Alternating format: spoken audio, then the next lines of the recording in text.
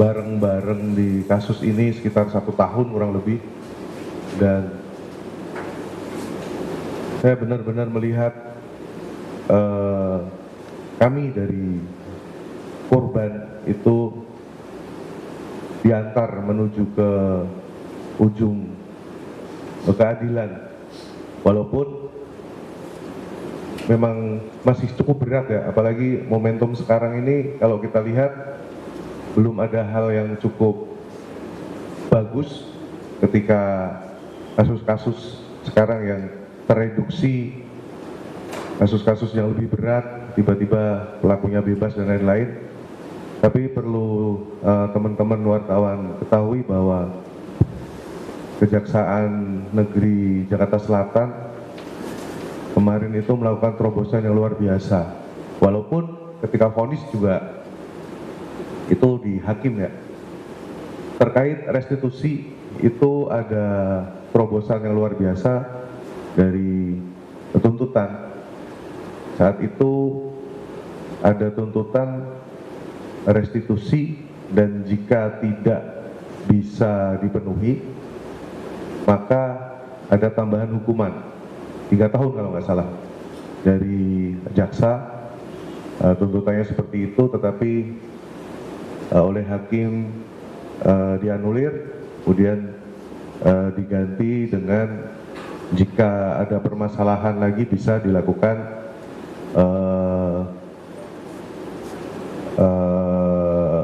gugatan lagi.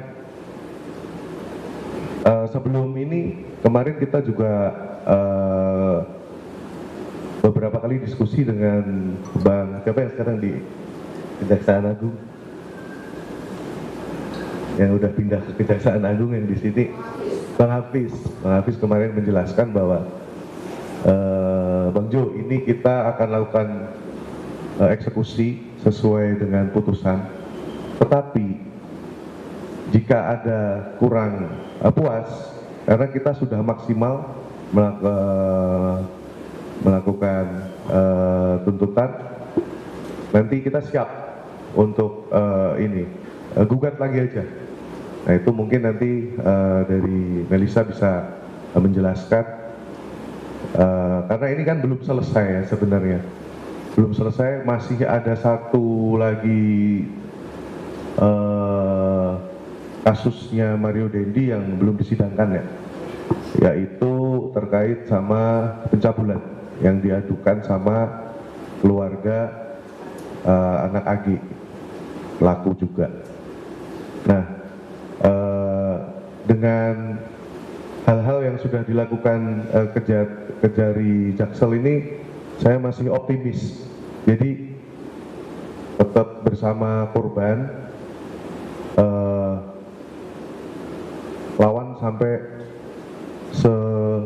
sekeras-kerasnya, istilahnya seperti itu, walaupun nanti di final itu kan sudah beda lagi, tetapi luar biasa dari Kejaksaan Negeri Jakarta Selatan, ngawalnya bukan hanya sidang tapi juga sampai di eksekusi lelang Rubicon kemarin.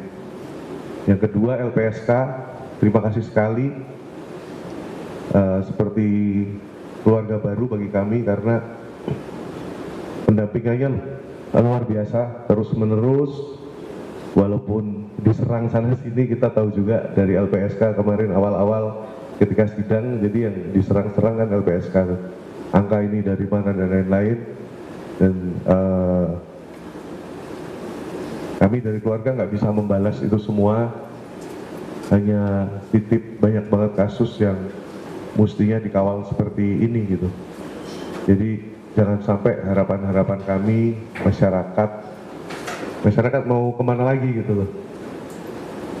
Tetapi ketika melihat bahwa jaksa LPSK berjuang sampai titik klimaks, itu bagi kami itu sudah merupakan sebuah dorongan, merupakan sebuah harapan, sehingga perlu disampaikan ke masyarakat bahwa kejaksaan dan LPSK itu untuk kasus jenis ini bisa diandalkan. Mudah-mudahan sih menginspirasi juga untuk kejaksaan-kejaksaan lain.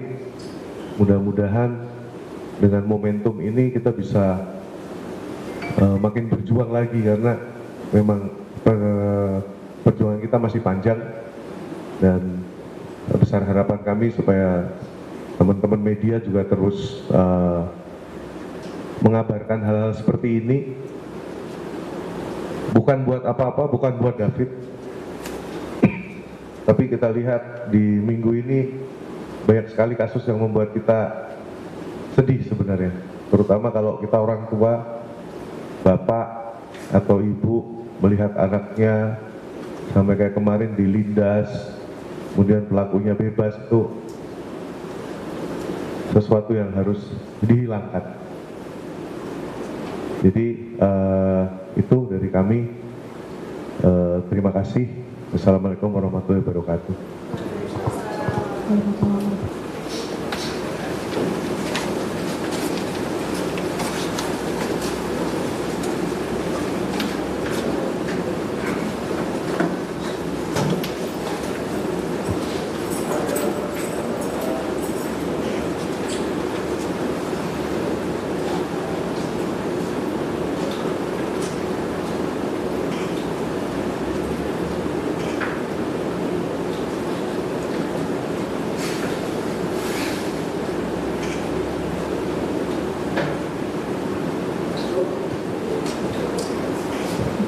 Izin Bapak dilanjutkan dengan penandatanganan pengembalian barang bukti. Oke, terima kasih.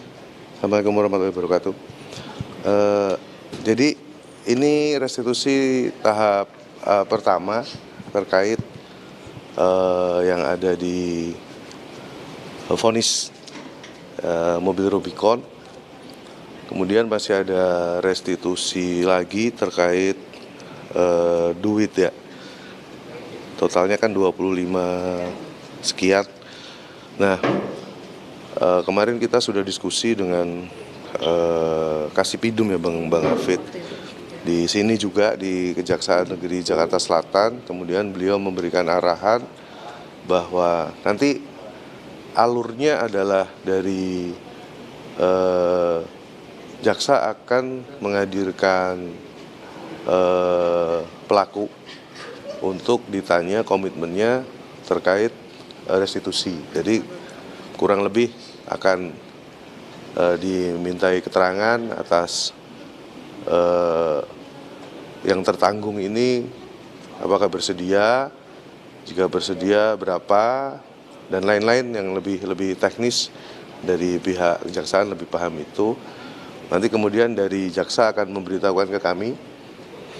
Untuk selanjutnya kami akan seperti apa. Tetapi paralel, kemarin kita diskusi dengan tim hukum, penasihat hukum, Melisa dan tim, itu akan menyiapkan gugatan terkait perdata terkait ini ya, PMH ya. Terkait PMH, harapannya adalah yang pertama tentunya seperti yang teman-teman wartawan ketahui kemarin, ada pengembalian. Jadi di awal itu kan dia bilang udah nggak ada sama sekali. Udah disita semua. Sampai makan aja minta ke tetangga. Tetapi ya kita tahu namanya koruptor tuh pasti paling pinter bohong kan. Jadi kayak kemarin ada pengembalian. Seperti tadi yang saya sampaikan, ada hal yang kita udah berjuang nih, kejaksaan udah berjuang luar biasa, tapi ya tetap yang pengadilnya itu dari hakim kan gitu. Nah, harapannya adalah nanti akan terbuka lagi nomini-nomini dia. Kalau kemarin atas nama istrinya, ada juga yang sebenarnya atas nama pelaku ya. Ada dugaan bahwa ada satu aset yang atas nama pelaku. Nanti itu akan terbuka semua. Jadi harapannya adalah di kasus ini kita benar-benar tahu sebenarnya ini caranya begini nih. Para koruptor-koruptor ini cara mainnya nyimpen harta dan lain-lain itu seperti ini. Kalau untuk nanti berhasil atau tidak itu nomor 2 sih. Yang penting kita mau ikhtiar utamanya adalah supaya ngebongkar. Makanya kemarin Melisa dan tim memberikan masukan yang cukup cukup bagus. Kita lanjut lagi. Jadi setelah ini kita akan lanjut untuk gugatan perdata dan juga minta bantuannya teman-teman wartawan ini sesekali main ke rumahnya orang tuanya anak Agi, karena mereka kasihan seperti tidak mendapatkan dukungan padahal sudah melaporkan, dan bahkan si Dendi sudah jadi tersangka. Udah setahun belum ada sidang. Mungkin teman-teman wartawan bisa ke rumah orang tuanya anak Agi untuk menanyakan, jangan sampai kasus-kasus seperti ini masuk angin. Kalau bukan kita yang ngawal siapa gitu loh. Karena makin berat dan sampai akhir-akhir ini aja jaksanya udah kenceng, udah memberikan yang terbaik, tapi akhirnya ya tetap aja pengadilnya itu hakim. Kalau ada bantuan dari teman-teman wartawan, ini akan jadi social movement lagi. Nah, itu bisa menjadi momentum yang bagus untuk keadilan di negeri ini. Terima kasih. Mungkin saya tambahkan dulu ya, terkait dengan penyerahan hari ini itu memang mengurangi dari apa yang sudah diputuskan oleh Pengadilan Jakarta Selatan 25 miliar, dan ini mengurangi. Tetapi kami tetap mengapresiasi ini presiden baik untuk penegakan hukum, tetapi kita tetap akan melakukan upaya hukum. Jangan sampai terkait dengan hak dan kewajiban ini tidak jelas ya. Kita sebagai masyarakat aja wajib pajak ya, sementara pengemplang pajak rumahnya dikembalikan, hartanya dikembalikan. Tapi korban tindak pidana yang semestinya itu adalah negara yang harus memenuhi seluruh hak-hak daripada korban ini lepas tangan. Kita berharap pasca ini kita akan melakukan upaya hukum. Kita juga sudah diskusi dengan pihak kejaksaan. Kami berharap dari institusi terkait, KPK dan yang terkait lainnya itu juga memberikan akses data seperti yang tadi Jo sampaikan, sehingga kami tahu juga aset-asetnya gitu, yang atas nama si pelaku. Dan terlepas dari semua itu, kita berharap restitusi ini ternyata memang bisa dijadikan pijakan yang luar biasa bagi korban, bukan hal yang diremehkan, karena terbukti restitusi itu ada dan terlaksana, tereksekusi. Meskipun memang kami juga sudah sampaikan kepada kejaksaan, memang pasal di dalam pasal undang-undang penganiayaan ini kan ada yang kosong ya, tidak bisa menyita sekaligus. Itu kenapa tadi Ayah David sampaikan kami mau tidak mau harus mengajukan yang namanya gugatan, karena jaksa meskipun sudah tahu aset-asetnya Mario Dendi tidak bisa melakukan sita serta-merta gitu, sehingga berdasarkan putusan yang sudah ingkrah itu kami akan melakukan yang namanya gugatan. Kita akan upayakan sedemikian rupa. Kita berharap seluruh elemen penegak hukum, institusi terkait itu juga membantu pemenuhan hak korban ini, sehingga jangan sampai hanya di atas kertas doang nih restitusi 25 miliar tetapi tidak ada tidak dapat diaplikasi. Nah, mungkin sedikit saya sampaikan kondisinya anak korban secara fisik sudah luar biasa ya, Jo ya, membaik. Sudah maraton, sudah lari, tetapi mau tidak mau, suka tidak suka, terkait masa depan banyak yang sudah kita ikhlaskan atau bergeser gitu ya, sehingga butuh pemenuhan yang luar biasa terhadap hak anak korban ini. Seperti itu mungkin. Jadi ceritain aja yang kemarin, jadi dia pengen kuliah Ya. karena udah kelas 3 kan, tapi memang secara emosional, kemudian sosial, itu memang kalau kami melihatnya dan berdiskusi dengan pihak sekolah, itu memang butuh dampingan yang luar biasa. Karena kan mungkin teman-teman udah lihat di beberapa podcast dia ya dia jadi seperti itu, jadi seperti anak yang dalam tanda kutip nakal gitu ya, celetukannya juga Luar biasa. udah nggak sewajarnya gitu. Jadi itu makanya kita ikutkan dia di kegiatan-kegiatan fisik yang berat dengan harapan akan bisa meredam emosinya. Dan alhamdulillah juga dibantu banyak teman ya, karena kalau maraton itu kan yang menginisiasi kan Chico Jericho. Jadi dia memang deket banget sama Chico, maraton tiap hari Minggu itu cukup membantu. Tetapi ya itu, kemarin saya diskusi sama Melisa tentang masa depan itu udah kita rencanakan untuk kayaknya yang dia seneng karena kegiatan fisik, maka dan kelihatan gitu, dia ngelihat kan, oh setelah aku tiap hari latihan tuh badanku jadi gede kan, dia sekarang hampir mirip kayak orang binaraga gitu. Dan saya udah diskusi sama Melisa, sama Chico juga. Ini lanjutin aja. Nanti Chico tuh yang bilang, nanti saya akan kenalin sama anak-anak APSI. Jadi semacam asosiasi apa? Jadi pengen jadi ini personal trainer gitu. Jadi dia lebih ke fisik aja lah, karena kalau untuk ngejar yang Kognitifnya udah. kognitif, mikir-mikir tuh sampai detik ini masih cukup lemah gitu. Kurang lebih seperti itu. Melisa, soal pemanggilan Mario Dandi itu sudah ada rencana kapan dijadwalkan? Kami dapat informasi pada pertemuan terakhir dengan Kejaksaan sudah menyurati pihak dari Mario Dandi terkait dengan kemampuan mereka seperti apa.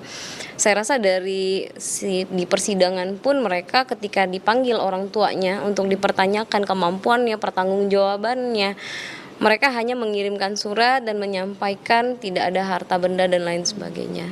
Namun surat-surat terakhir dari jaksa untuk mempertanyakan bagaimana tanggung jawab itu, sampai saat ini kita belum mendapat jawaban ya. Apakah ada pertanggungjawaban, apalagi banyak nih hartanya yang sudah dikembalikan.